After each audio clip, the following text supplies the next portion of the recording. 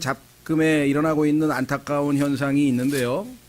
옳고 그름을 떠나서 어떤 분이 자기가 옳다, 이렇다, 저렇다 얘기를 했을 때 그것이 균형 잡힌 성경적 사실일 때에는 정확하게 얘기를 한 다음에 그것을 수용하지 않거나 견해가 다른 사람의 견해도 우리가 존중해주고 그 대신 나는 견해가 이래서 다릅니다 이렇게 하시면 되겠죠. 자, 베드로후서 3장에 보시면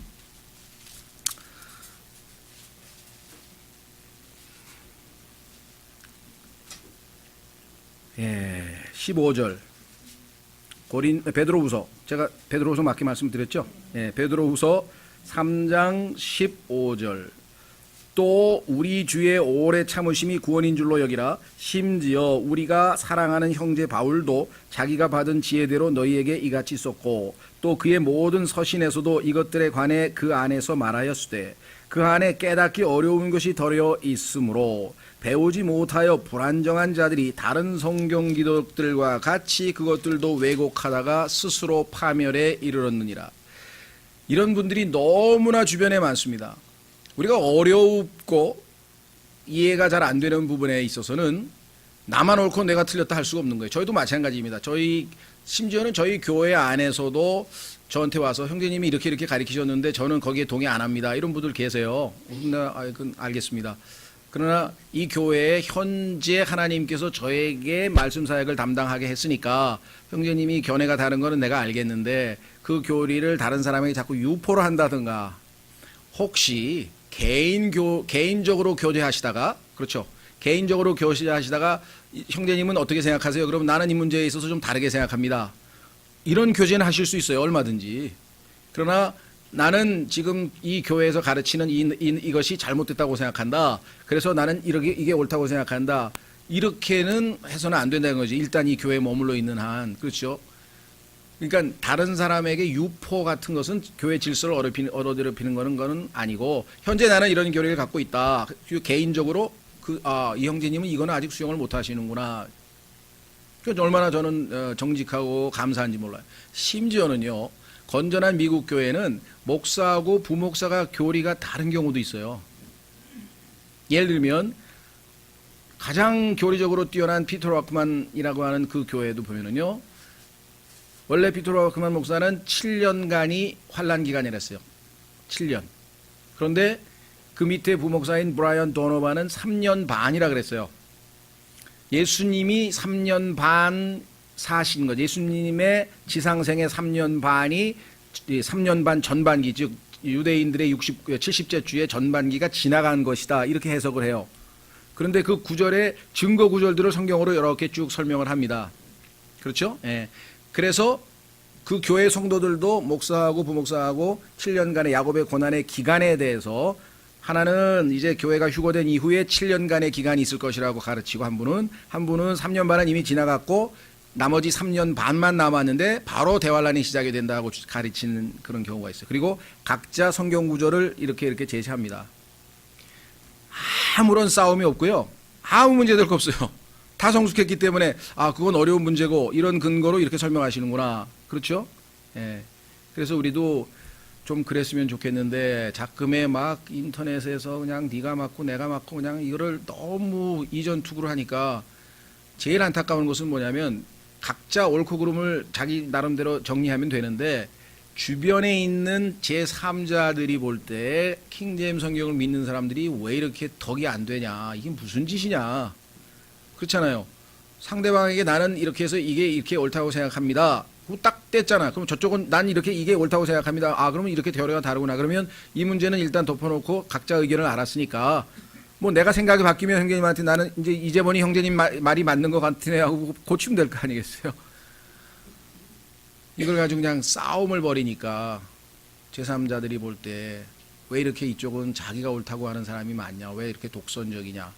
물론 저도 거기에 예외는 아니에요. 과거에 저도 그냥 내가 알고 있는 교리가 옳다고 그렇게 했었던 그런 많은 이 시행착오를 겪었죠. 그러나 지금 와서 생각해 보니까 그게 부끄러운 일이고 그러지 않았으면 좋겠다 생각합니다. 그래서 여러분들도 우리 교회에서 가르치는 교리와 다른 것들을 누가 얘기하면 본인이 보기에 성경적으로 나는 우리 교회에서 가르치는 이게 맞는 것 같다라고 딱 답변을 하시고 형제님 요거 견해가 다르면 요거 덮어놓고 우리가 똑같이 믿는 범주 안에서 교제하시면 되지 않겠느냐. 그렇죠?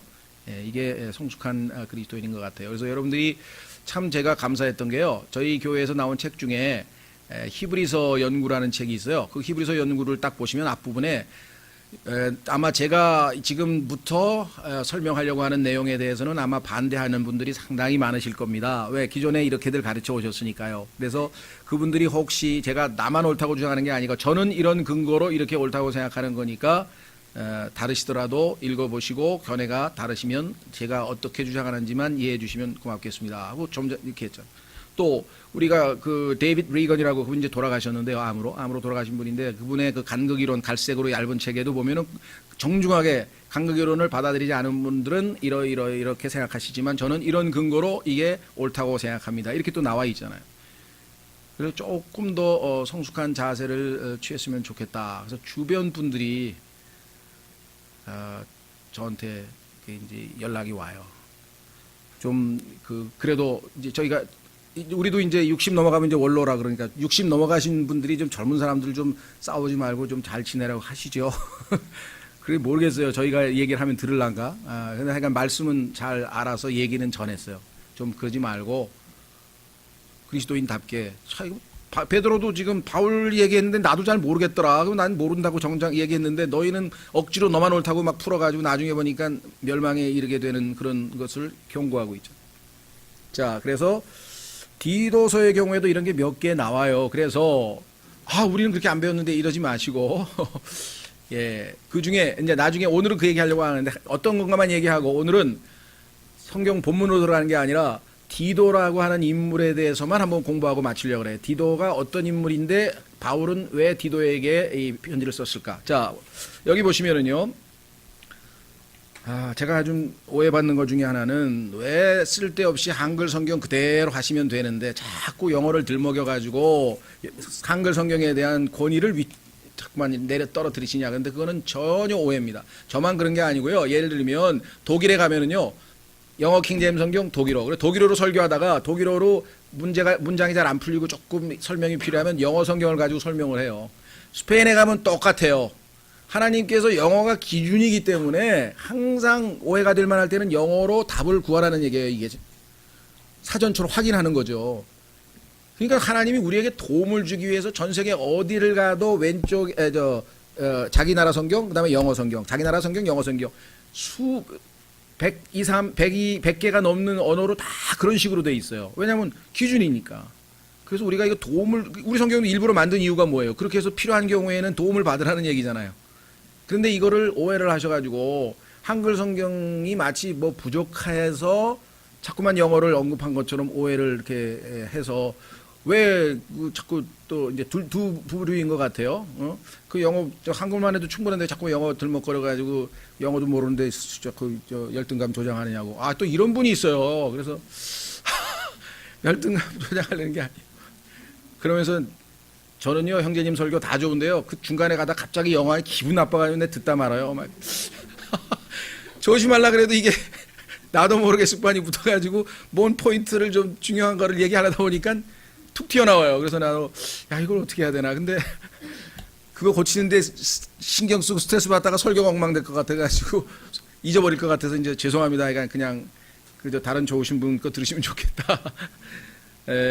그리고 또 한 분들은 우려 있는 좋은 충고인 것 같아요. 가급적이면 사실은 우리말로 이렇게 읽어야 되는데 영어로 이렇게 해서 보면은 우리말이 좀 부족하구나 이런 느낌이 좀 들잖아요. 근데 그럼 우리말 부족한 게 아니라 독일어든 스페인어든 다 그런 거거든요. 근데 그러면은 우리가 한글로만 성경 읽는 사람은 신뢰감이 좀 떨어진다 이게 일리가 있어. 그렇죠?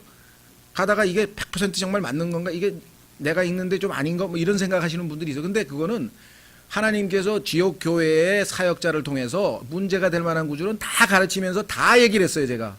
그러니까 그것만 여러분들이 조심하시면 나머지는 신뢰하고 쭉쭉 다 읽어가시면 아무 문제 없어요. 일부러 그래서 도움이 될 만한 구절들만 뽑아서 얘기를 하는 거니까. 무슨 취지인지 아시겠죠? 예, 그래서 오해 없으시면 좋겠습니다. 그래서 하여간 뭐 그렇게 오해하시는 분들은 어떻게 제 의도가 그게 아니니까 이해를 해주시는 수밖에 없겠습니다. 자, 한 구절만 하고 오늘은 디도 얘기를 할 텐데요. 첫 번째 1절에 있어요. 이게 왜냐 하나님의 종이요 예수 그리스도의 사도인 바울은 하나님께서 선택하신 자들의 믿음에 따라 하나님의 성품을 따르는 진리를 인정함에 따라. 근데 여기 보시면 하나님께서 선택하신 자들, 그런데 이게 뭐냐면 영어로는 God's elect 이렇게 돼 있어요. God's elect. 그런데 문제는 뭐냐? 한글로 번역도요, 하나님께서 선택하신 자들 하나의 대안이고요. 두 번째는 하나님께서 선택하신 분, 예수 그리스도를 가리키는 거냐, 예수 그리스도를 믿는 우리를 가리키는 거냐. 한글 번역도 두 종류고요.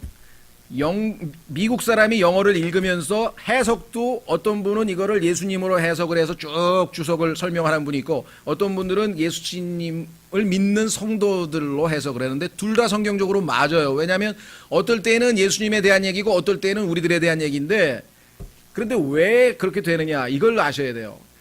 하나님께서 예수님을 따로 선택하고 우리도 따로 선택하고 그게 아니라, 우리가 하나님께서 택한 자들이 된 이유는 예수님을 영접해서 예수님 안으로 들어갔기 때문에. 하나님께서 택하신 분은 우주에 딱 한 분이에요, 예수님. 그런데 우리가 그 예수님 안으로 들어갔잖아요.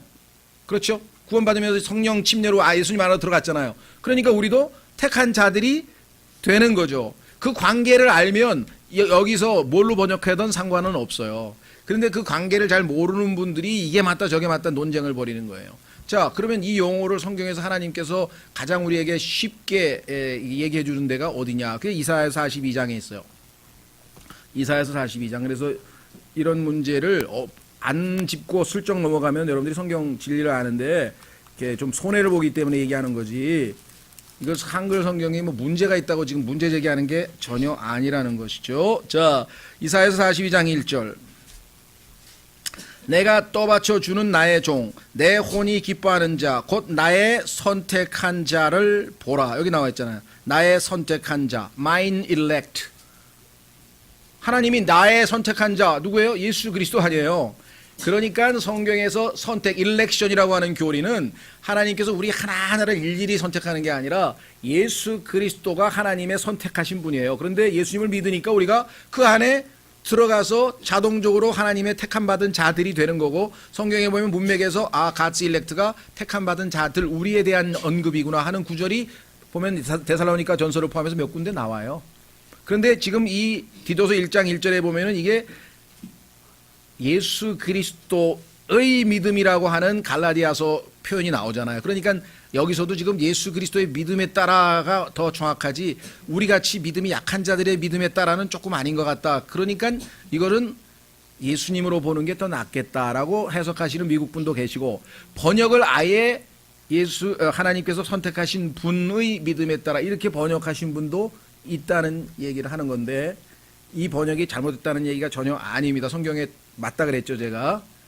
무슨 말인지 이해가 되셨죠? 예. 자, 그래서 오늘은 약 30분에 걸쳐서 빠른 속도로 우리가 공부하려고 하는 디도서의 기록 대상자가 디도라고 하는 사람인데, 이 디도라는 사람은 어떤 특징이 있는가? 성경에서 정말 모범적인 그리스도인 중에 하나가 이 디도입니다.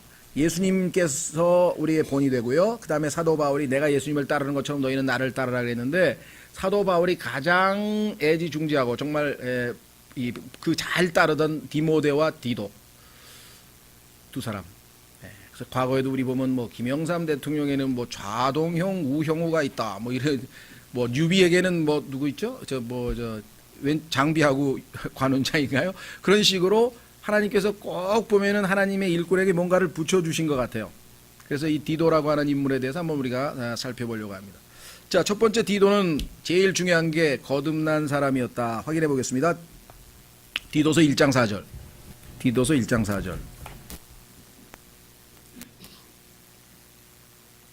공통된 믿음에 따라 나의 아들이 된 디도에게 편지하노니. 이때 아들은 육신적인 아들이 아니라 당연히 영적인 아들이죠. 그래서 바울이 성경에 보면은 내가 영으로 낳았다라는 표현을 자주 씁니다.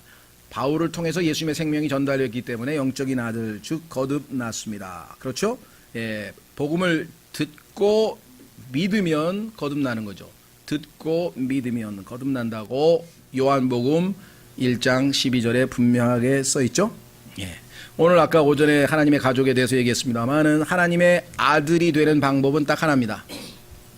이 세상에서 부자이든 똑똑하든 뭐 힘이 세든 뭐 남자든 여자든 그 누가 됐든지 간에 인간이라면 어떤 한 가족의 일원이 될 수 있는 유일한 방법은 무엇인가? 그것은 출생이에요.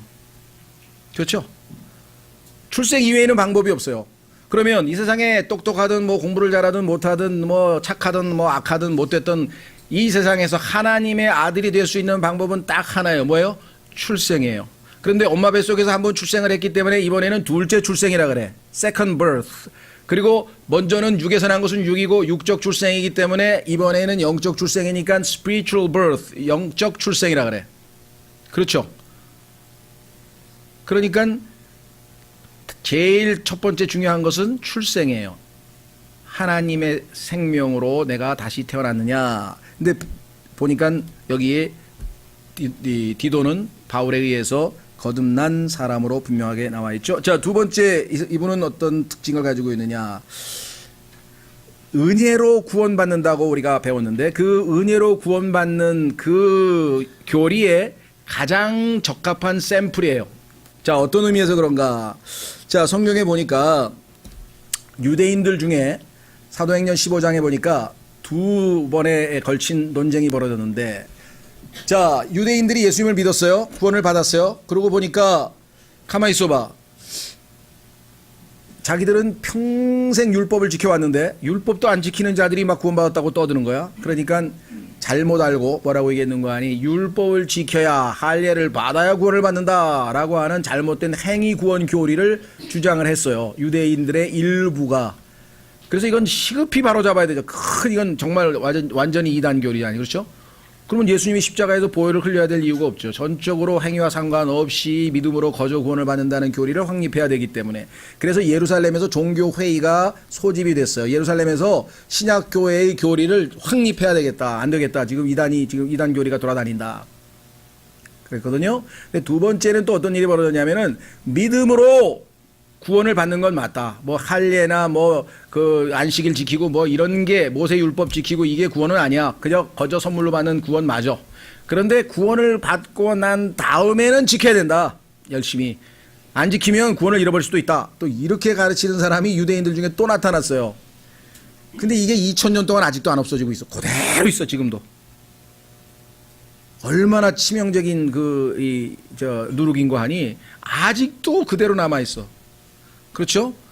아담도 아마 감기 걸렸을 것 같아요. 그죠? 근데 지금도 감기가 걸려. 그 바이러스 똑같은 바이러스. 정말 끈질기죠.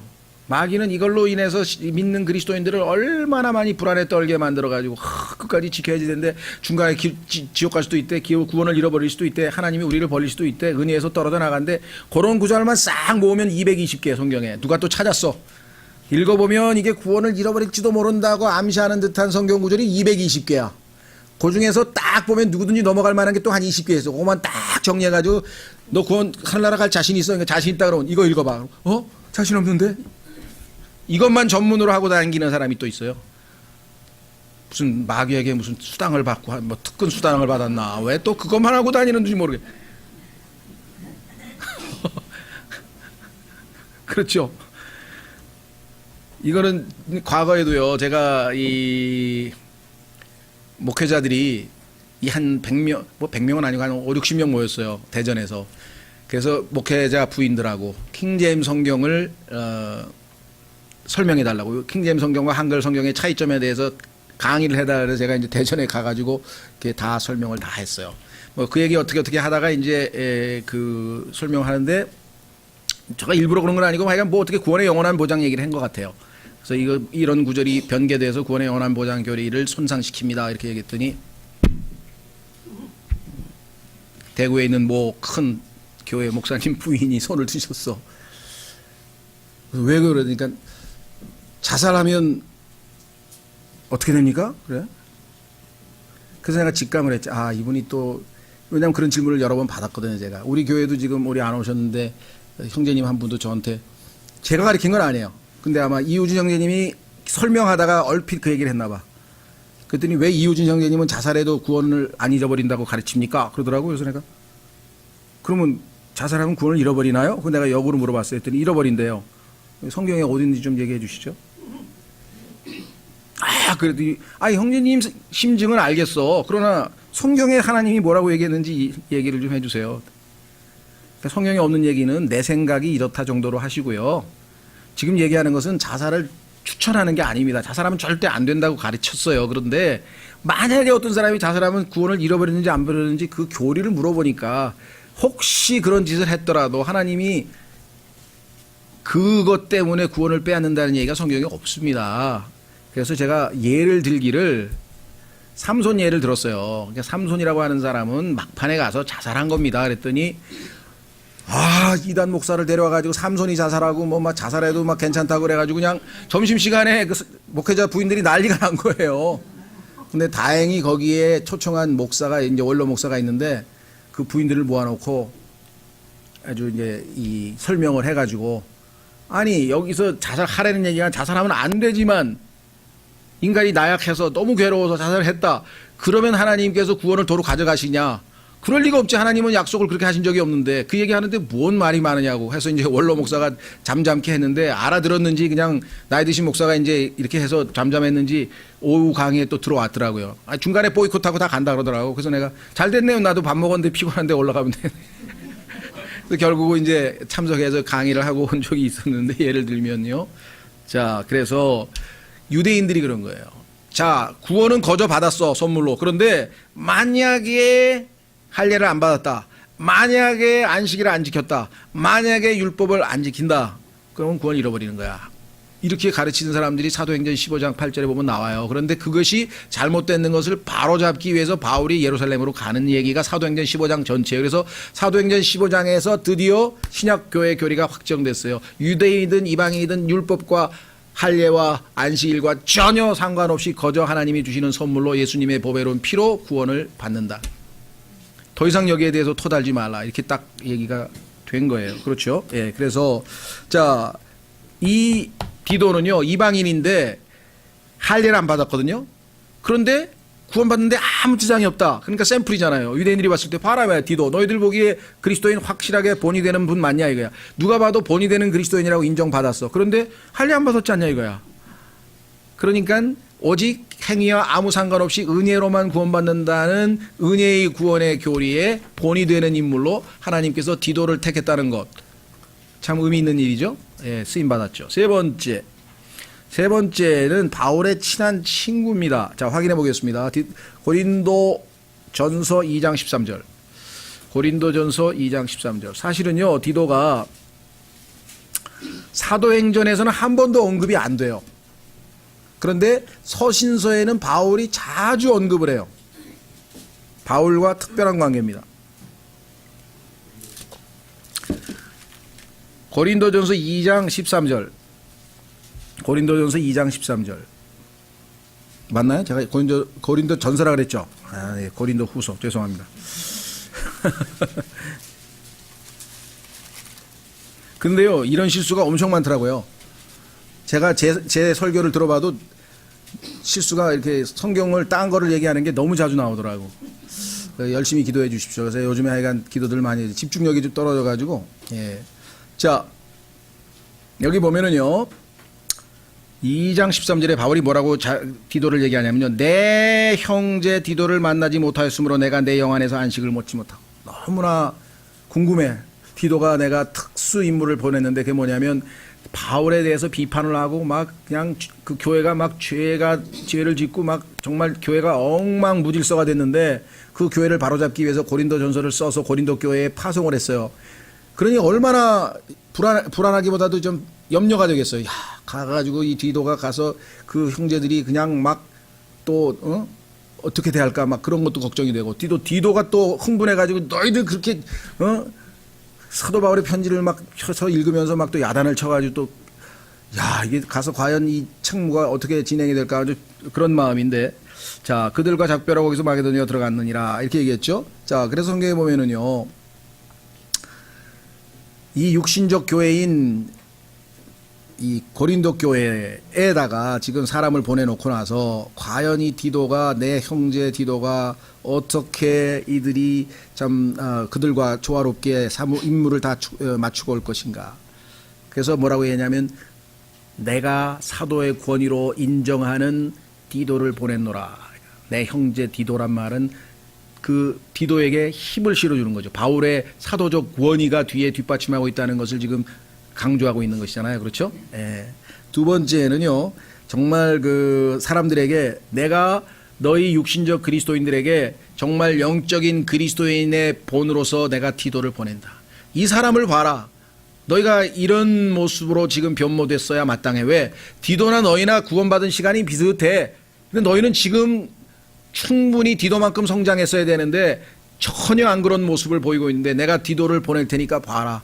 하나님 말씀 안에서 제대로 잘 성장한 사람은 이렇게 디도의 모습이 될 것이다 라고 샘플로 세운 사람. 그러니까 정말 바울에게는 특별한 의미가 있는 친구 같은 사람이었다. 그래서 참 본이 되는 그리스도인의 세 번째 특징, 사역자의 친구와 같이 신뢰할 만한 사람이었다. 이렇게 되어 있네요. 그렇죠? 예. 예를 들면 어떤 형제가 도움을 필요로 하는데 사역자가 직접 거기까지 갈 수 있는 상황이 아니고 그랬을 때 그 지역에 있는 어떤 형제를 소개해 줄 만한 그런 형제가 있으면 얼마나 좋겠어요. 내가 누구누구 형제를 추천해서 가니까 그 형제하고 교제하면서 잘 문제를 해결하면 좋겠다. 이렇게 되겠죠. 자, 그래서 정말 하나님께 쓰임받은 인물이 네 번째 디도의 특징은 어떤 것이냐. 성령님의 도구로 쓰임받았다. 그것을 어떻게 알 수 있는가. 7장 6절 고린도 후서. 고린도 후서에 디도가 많이 나온다는 것은 아주 굉장한 의미가 있습니다. 왜냐하면요, 고린도 후서는 사도 바울이 자신의 개인적으로 고난당하는 것들을 일종의 전기와 같이, 즉 자기 자신에 대한 개인적 이야기를 쭉 적어놓은 책이에요. 여기에 보면은 자신의 개인적인 고통과 뭐 이런 모든 게 다 들어가 있어요. 그런데 여기에 가장 친한 디도 얘기가 자주 등장한 걸 보면은 괴로울 때나 힘들 때 늘 친구가 되어줬던, 그렇죠? 영어 표현에 궁할 때 친구, 필요할 때 친구가 진짜 친구라 그러죠? 예, a friend in need is a friend indeed. need, 내가 지금 힘들고 뭐가 필요로 할 때 친구면 그 사람은 indeed, 진짜 친구다. 이런 표현이 있는 것처럼 바로 디도가 그런 사람이었다. 자, 7장 6절 보시면 이렇게 되어 있네요. 자, 6절부터. 그럼에도 불구하고 낙담한 자들을 위로하시는 하나님께서, 이런 하나님이 여러분의 하나님이시죠? 우리의 하나님이시죠? 낙담한 자들을 위로하시는 하나님. 제일 제가 참 감격한 게 엘리야. 그냥 이세벨의 협박에 그냥 놀래가지고 도망쳐가지고 그냥 로레나무 밑에서 동굴 속으로 들어가가지고 이제 날 죽여주소서 하고 하나님 앞에 그러고 있는데, 그렇죠? 꾸짖거나 야단치시는 게 아니라, 까마귀를 시켜가지고 아침 저녁 그냥 배달의 민족이라 그러지, 우리나라 배달도 해주시고 까마귀로 배달도 해주시고 정말. 그 다음에 한 번 먹였는데 딱 받아 먹더니만 또 들어가서 또 자. 또 먹이시고 야, 정말 하나님 정말 좋으신 분이시다네. 그렇죠? 예, 낙담한 자들을 위로하시는 하나님께서 디도를 오게 하사 우리를 위로하시되. 디도가 왔는데요, 좋은 소식을 가지고 왔어요. 그냥 고린도 교회가 하나님께서 쓰신 그 사도 바울의 고린도 전서를 읽더니 회개하고 이렇게 변화됐습니다 하고 딱 오니까 얼마나 기뻤겠어. 그렇죠? 예, 한 형제가 문제가 있어서 다른 형제를 보냈는데 갔더니 뭐 문도 안 열어주던데요. 그러면 얼마나 힘들겠어요?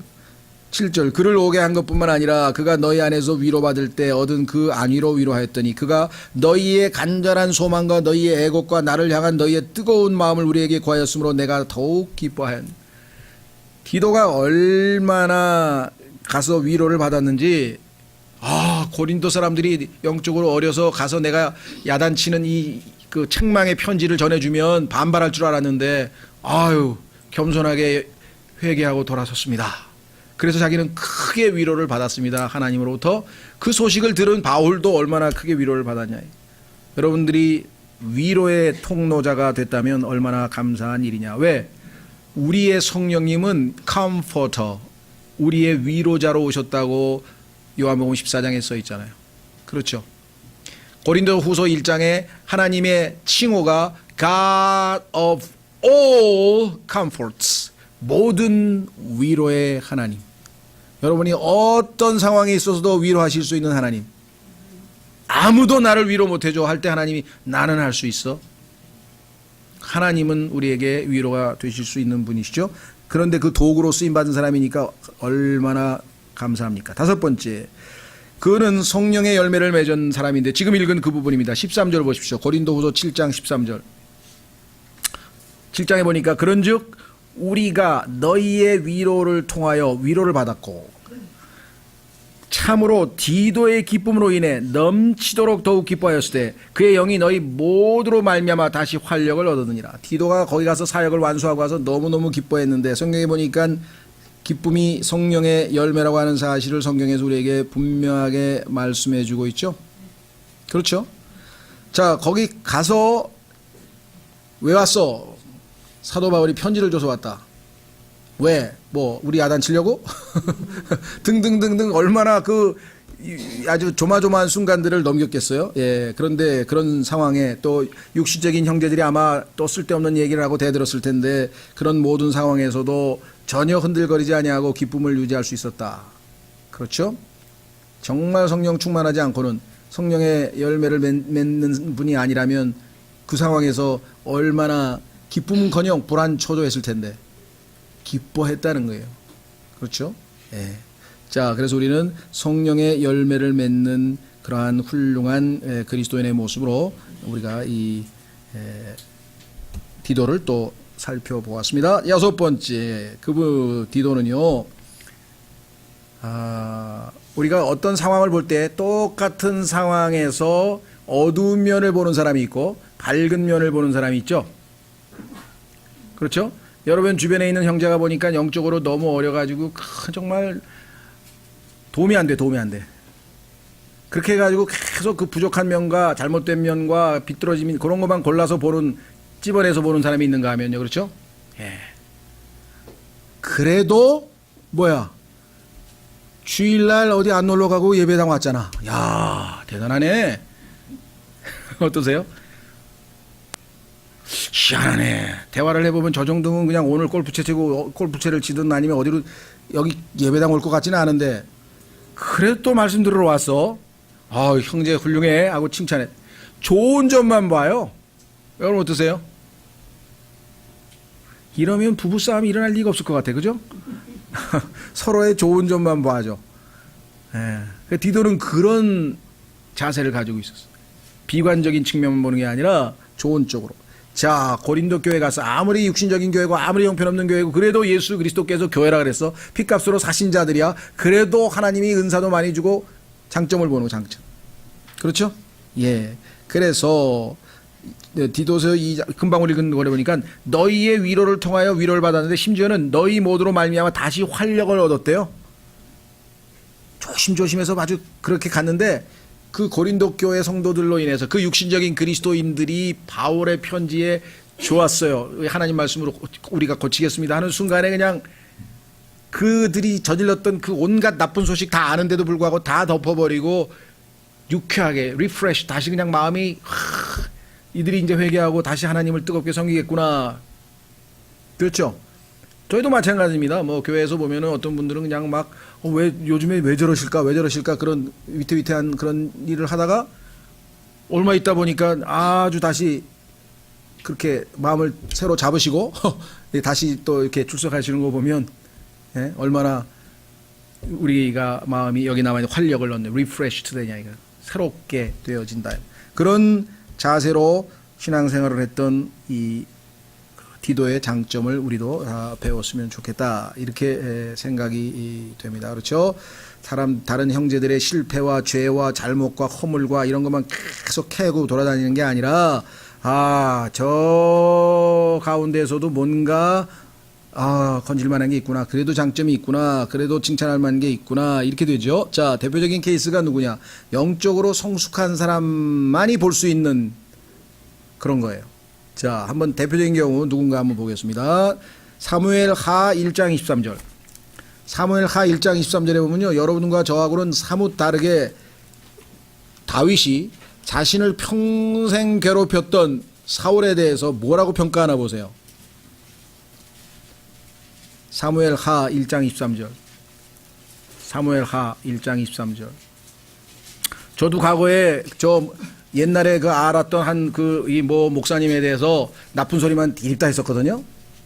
예, 요즘에는 좋은 소리만 해드려요. 이제 성경을 보면 디도를 본받아가 아 그분도 그래도 훌륭하셔. 그래도 훌륭하셔. 예?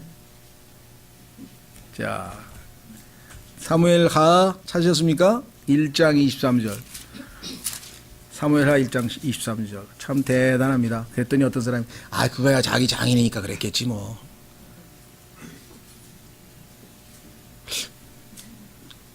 뭐 인간적으로 장인이니까 그랬을 수도 있겠지만 그것만은 아닌 것 같아요. 그렇죠? 뭐 장인 흉 보는 사람이 어디 한둘인가? 자 하여간 보세요. 사무엘하 1장 23절. 이 사울이 죽었는데요.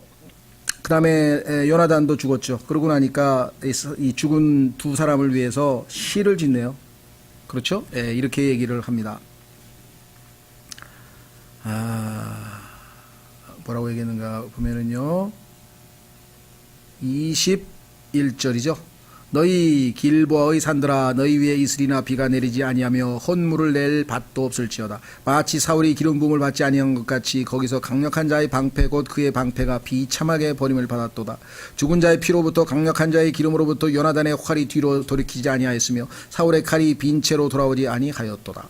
사울과 요나단이 살아있을 때 사랑스럽고 아름다운 자들이더니 여러분을 평생 괴롭혔던 원수에게 사랑스럽고 아름다운 자들이라고 객관적으로 평가할 수 있는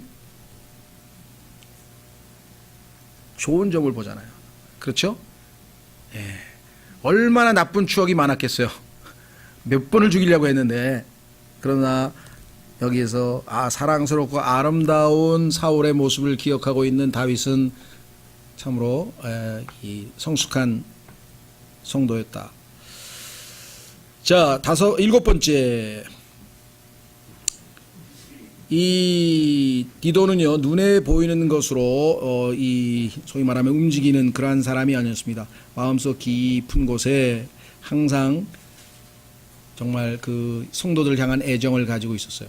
성경에 보면은 우리가 사랑이라고 하는 표현이 격정적인 사랑, 아주 그냥 순간적으로 이게 반응하는 눈에 의해서 자극에 의해서 바로 오는 어떤 격전적인 사랑 같은 거 있죠? 예. 그런 것은 패션이라고 그래요. 패션. 열정. 아주 그냥 순간적으로 막 스파크 팍 필이 막 꽂혔다고 뭐 이런 것들은 다 이제 소위 말하는 그런 격정, 패션인데요.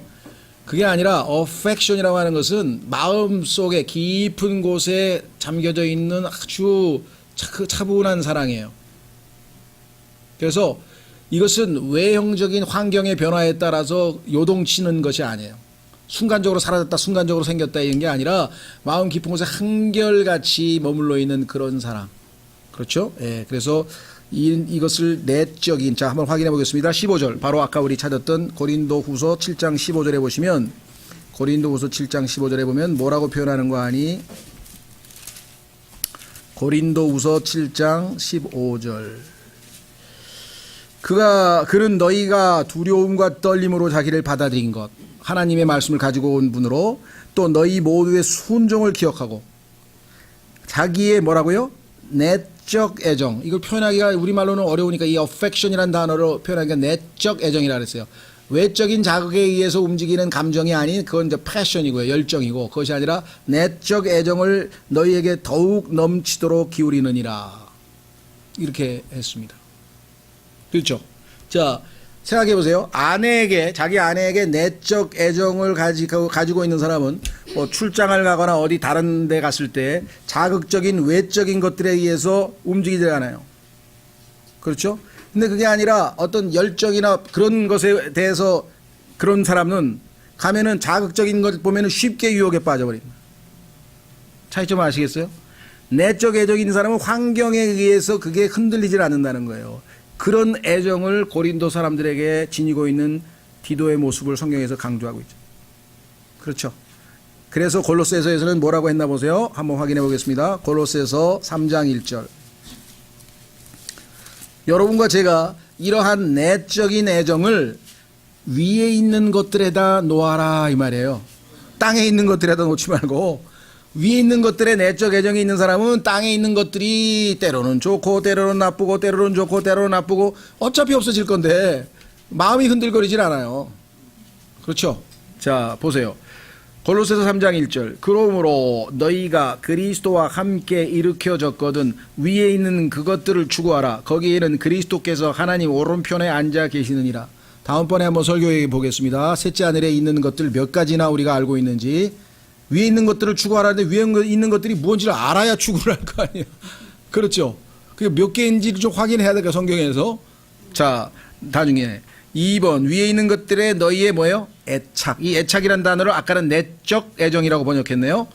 애착을 두고 땅에 있는 것들에 두지 말라. 그렇죠?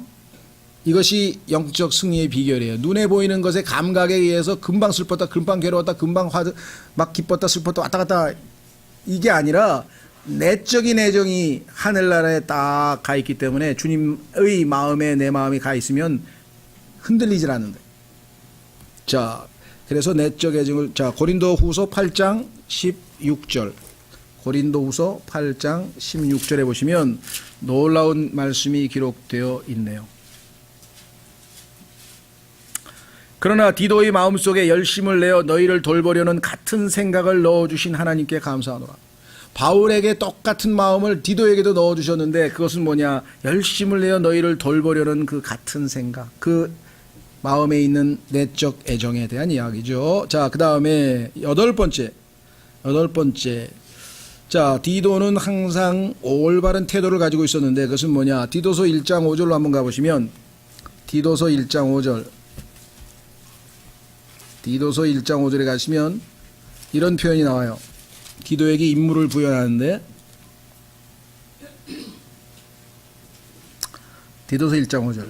이런 까닭으로 내가 너를 크레테, 그러니까 크레테라고 하는 섬이 있어요. 지중해 상당히 큰 섬이 있는데 그 섬에 있는 교회의 이제 목회자로 시무를 하는데 크레테에 남겨두었나니, 이제 복음을 전했는데 크레테에 구원받은 성도들이 늘어났어요. 그래서 거기서 한 1, 2년 얼마인지 모르지만 바울이 가르치다가 디도를 거기다가 이제 사역자로 임명하고 거기다가 맡기고 이제 본인은 다른 곳으로 또 복음을 전하러 갔단 말이죠. 그러니까 내가 거기에 너를 왜 남겨두었느냐? 그것은 곧 내가 부족한 것들을 바로잡고 또 내가 너를 세운 것 같이 각 도시에서 장로들을 임명하게 하려 함이라. 여기 보시면 부족한 것들을 바로잡으라 그랬다.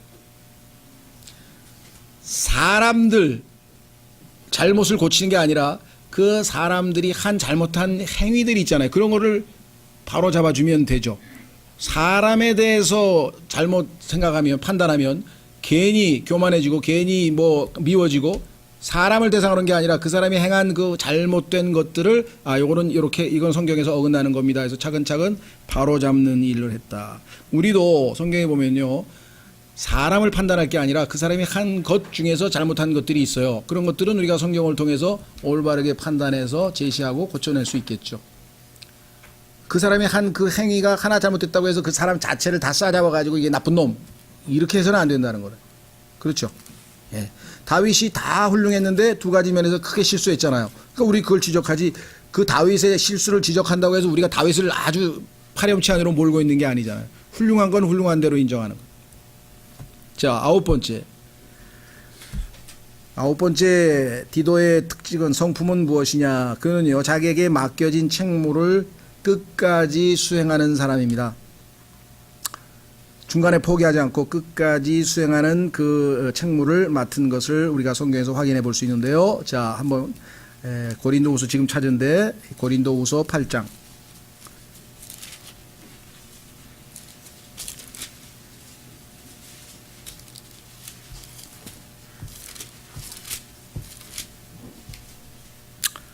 고린도후서 8장 6절. 그러므로 우리는 디도에게 요청하여 그가 이미 시작하였은즉 같은 은혜를 또한 너희 안에서 끝낼 것을 구하였느니라. 너희에게 보내서 시작한 그 책무를 완전히 다 완성할 것을 구하였다. 이렇게 이야기를 했죠. 예.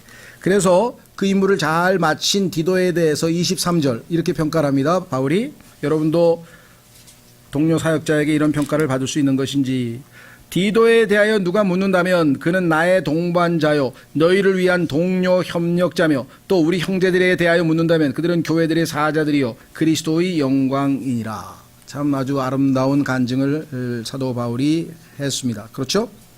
자, 마지막으로 10번째, 디도는 항상 자기가 아닌 다른 사람의 유익을 먼저 구한 사람이에요. 고린도전서 13장에 뭐라고 그랬습니까? 사랑은 자기의 유익을 구하지 아니하고. 사랑이 많은 사람이구나. 항상 나의 유익이 아니라 다른 사람의 유익이 무엇이 먼저인가를 생각했었죠. 그래서 이런 반문이 나옵니다. 12장, 고린도후서 바로 몇 장 넘기시면 12장에 보면은 사도 바울이 이런 질문을 던져요. 고린도후서 12장 17절. 고린도후서 12장 17절. 내가 너희에게 보낸 자들 중에 누구를 시켜 너희에게 이득을 취하더냐. 사도 바울이 사도의 권위를 이용해서 사람들을 보내서 이득을 취한 적이 어디 있느냐. 18절. 내가 디도에게 청하였고 디도에게 임무를 맡겼고 그와 더불어 한 형제를 보내었는데 디도가 너희에게서 이득을 취하더냐. 너희의 이득을 위해서 일을 했지 자기 이득을 취하더냐. 우리가 같은 영 안에서 걷지 아니하더냐. 우리가 같은 보조로 걷지 아니하더냐. 그렇죠? 예. 성경에 보는데 자신의 주인의 영광과 권위를 힘입고 남의 싹 물건을 얻어서 뇌물 먹은 사람 한 사람이 있죠? 누군가요? 구약에 나만 장군이 왔을 때 엘리사의 종 게하시가 나만이 돈 한 푼 안 받고 나병을 고쳐가지고 돌려보냈더니 너무하시다 우리 주인은. 어떻게 나병을 고쳐주고 돈 하나도 안 받아. 그렇죠? 그래가지고 뒤쫓아가서 우리 주인이 그러는데 좀 달라 그럽니다. 그래가지고 받아 먹었는데 하나님이 그냥 그 나병이 본인에게 가버렸어. 게하시에게. 그렇죠? 근데 디도는 사도 바울이 그러는데 저기 헌금 좀 해달라 그러는데요. 이런 말 한 적이 없어. 디도는 가서 다 자기 돈으로 다 위해서 도와주고 남의 유익을 구하고 그러죠. 정말 얼마나 은혜로운 겁니까? 그래서 10가지 우리 살펴보았는데요. 다음 시간에 이제 이 디도서를 통해서 우리 교회 생활에 하나님께서 무엇이 우리에게 필요하고 무엇이 우리에게 유익한가 한번 또 한 구절 한 구절 공부하는 시간을 갖도록 하겠습니다. 다 같이 일어나셔서